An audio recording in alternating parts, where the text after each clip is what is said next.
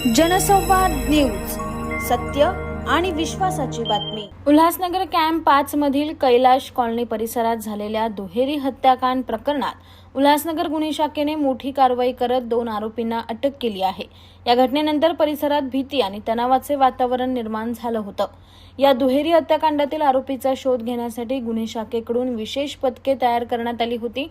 दरम्यान गुन्हे शाखेचे पोलीस अंमलदार राजेंद्र उर्फ पिंट्या थोरवे यांना गुप्त माहिती मिळाली की या प्रकरणातील काही आरोपी वांगणी परिसरात येणार आहेत। या माहितीच्या आधारे वरिष्ठ पोलीस निरीक्षक योगेश आव्हाड यांच्या मार्गदर्शनाखाली पोलीस उपनिरीक्षक अशोक पवार यांच्या नेतृत्वाखाली विशेष सापळा रचण्यात आला।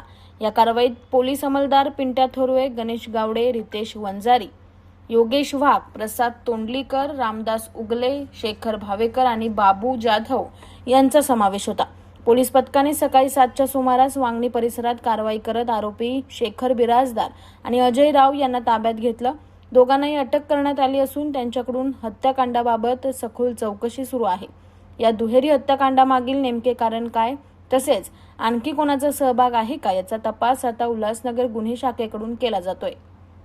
जनसंवाद न्यूज, सत्य आणि विश्वासाची बातमी। आजच सबस्क्राइब करून बेल आयकॉनला क्लिक करा आणि पहा ताज्या घडामोडींचा अचूक अंदाज आपल्या मोबाईलवर।